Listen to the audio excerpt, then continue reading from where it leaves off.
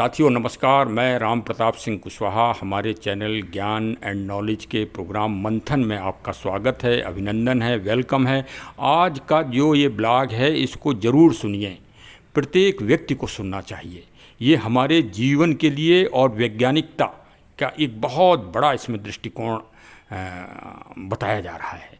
तो भाई ज़रूर सुनना, पूरा सुनना, बहुत प्रेरणात्मक।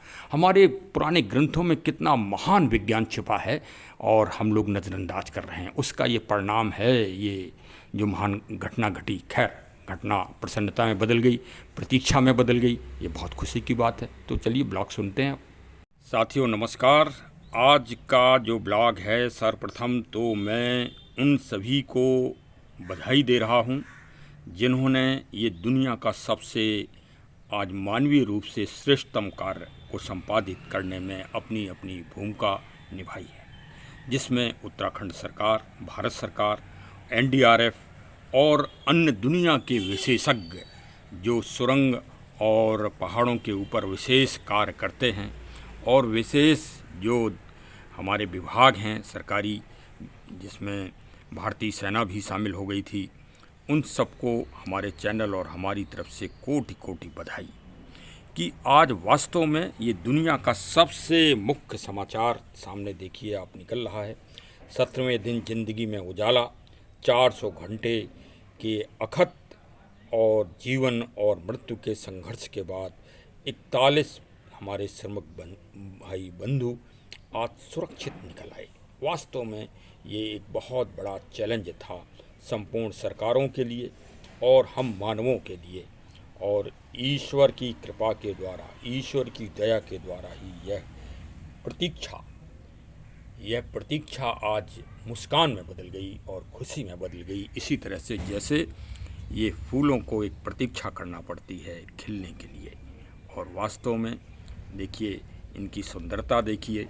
आज उसी तरह का एक हर्षोल्लास और सुंदरतम माहौल पूरी दुनिया में फैल गया। यहाँ दुनिया में त्राह त्राह मची हुई है और हाहाकार मची है, वहाँ एक ये इतना सुंदर और इतना प्रसन्नचित्त समाचार वास्तव में मानवता के लिए एक बहुत बड़ा प्रेरणात्मक और मोटिवेशनल ये क्षण होंगे।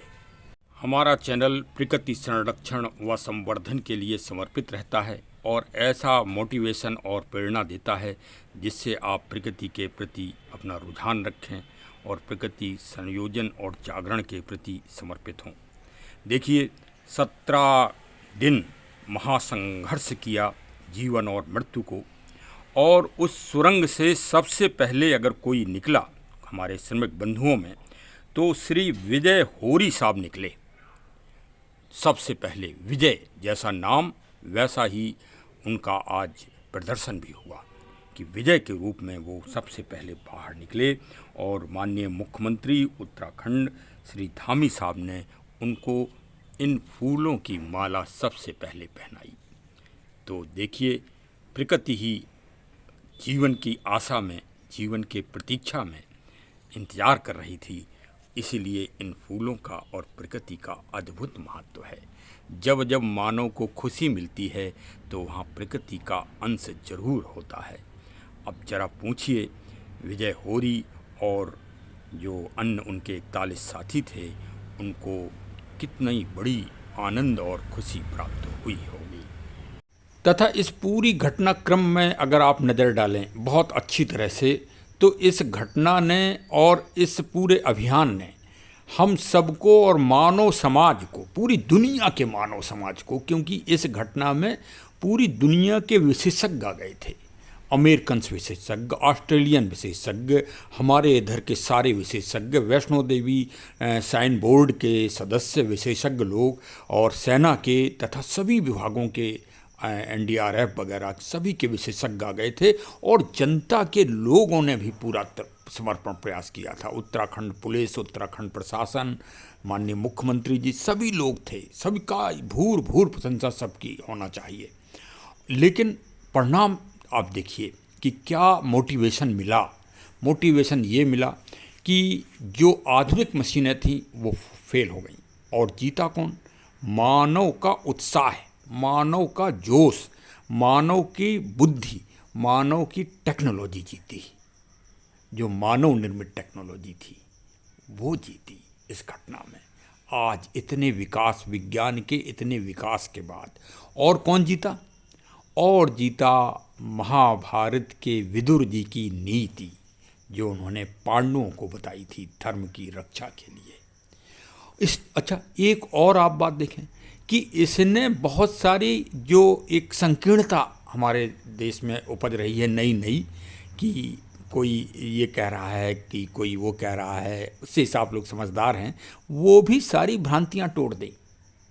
देखिए, अमेरिकन्स, हमारे वैज्ञानिक साहब ने इस बात को कहा कि हिमालय नाराज हो गया है, ये हिमालय के नाराज़गी की घटना का परिणाम है, और जो वहाँ स्थानीय कुल देवता थे वो नाराज हो गए हैं और उनका मंदिर वहाँ से हटा दिया गया है। मंदिर की वहाँ पर स्थापना पुनः की गई, और जो महान वैज्ञानिक थे अमेरिकन्स, उन्होंने जब भी अंदर गए सुरंग में तब उन्होंने पूजा की, जब बाहर निकले तब उन्होंने पूजा की, और फिर सब लोगों ने पूजा की। और देखिए, सब के सब 41 लोग सुरक्षित निकल आए। और जो अंदर जो गुफा और सुरंग के अंदर जो सबसे ज़्यादा, अगर सबसे ज़्यादा लीडरशिप और सबसे ज़्यादा आत्मविश्वास, तो वो श्री गब्बर सिंह, जो शोले फिल्म में गब्बर सिंह का नाम आया था ना, गब्बर सिंह नेगी साहब ने बहुत बड़ी भूमिका निभाई। उन्होंने सारे मजदूरों को आत्मविश्वास से और ईश्वर की शक्ति से और योग क्रिया के द्वारा, उन्होंने योग किया उस सुरंग के अंदर, प्रतिदिन योग किया। जब भी कोई व्यक्ति तनाव में आया, निराशा आई, कुंठा आई, योग क्रियाओं के द्वारा उन्होंने दूर किया, और उन्होंने एक तरह से जीवन की आशा का विश्वास सब में भर दिया, कूट कूट कर भर दिया। वास्तव में उनकी लीडरशिप को बहुत बहुत भाई बधाई, शुभकामनाएं।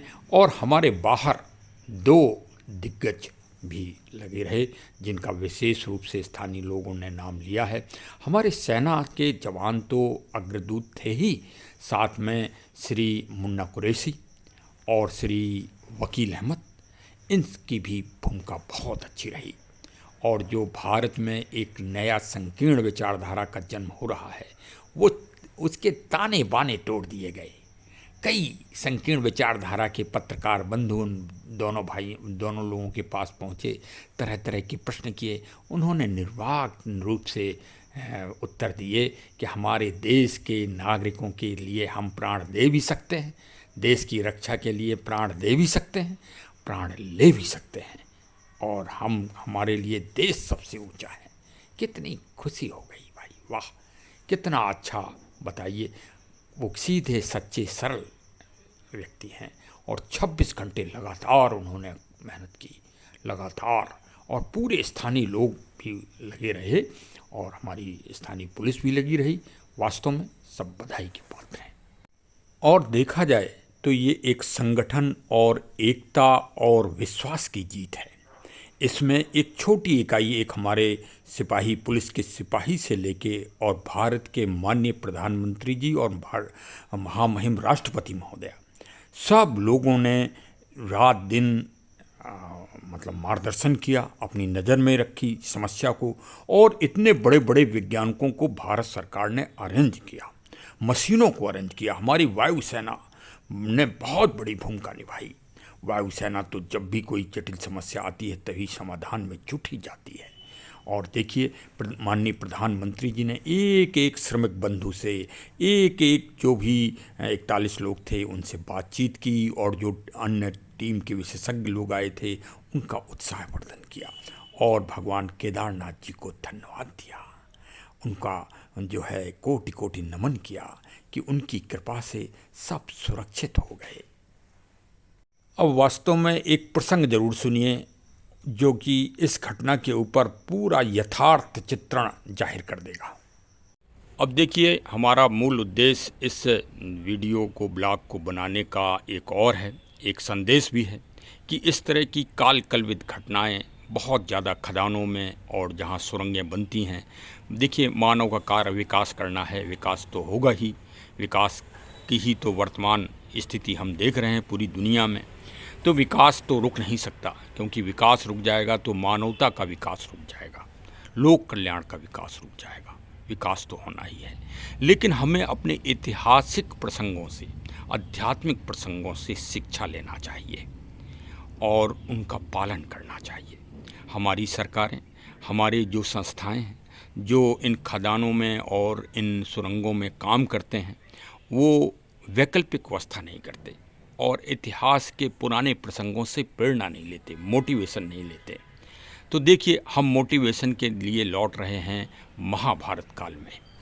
और भाई, दो ही काल हैं इस दुनिया में, एक राम जी का काल और एक श्री कृष्ण जी का काल, और बकाया काल तो सब चलायमान है। लेकिन ये दो काल ऐसे हैं कि जीवन के हर पल, हर पग पे आपको कुछ ना कुछ प्रेरणा जरूर देंगे।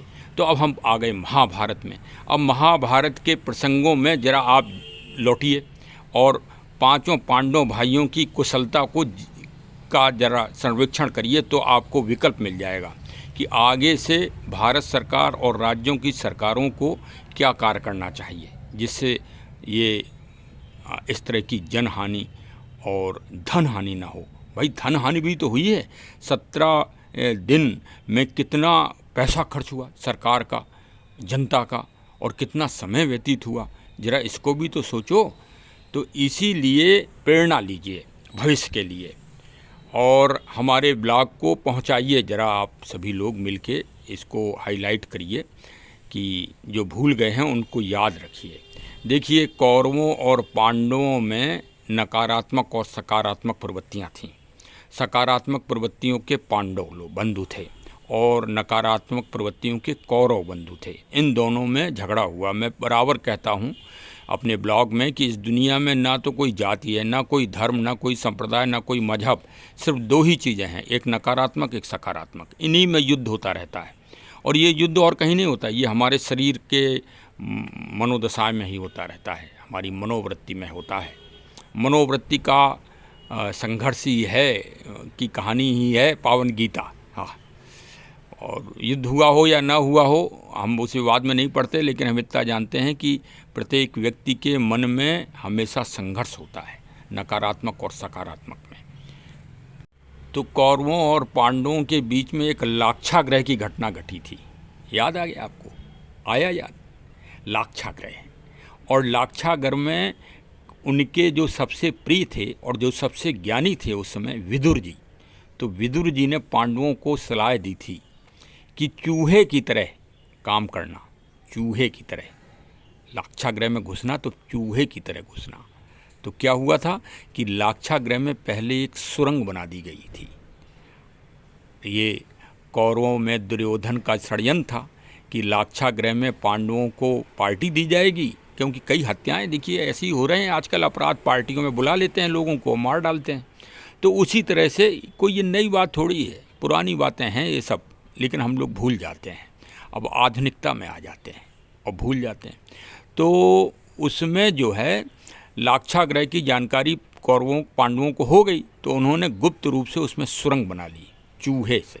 अब चूहा को तो मार ही डालते हैं हम लोग, प्रेरणा तो लेते नहीं उससे कि चूहा हमेशा जब घुसता है ज़मीन के अंदर तो पहले दो अपने मतलब आने और जाने के दो अलग अलग छेद बनाता है अपने जहाँ निवास करता है।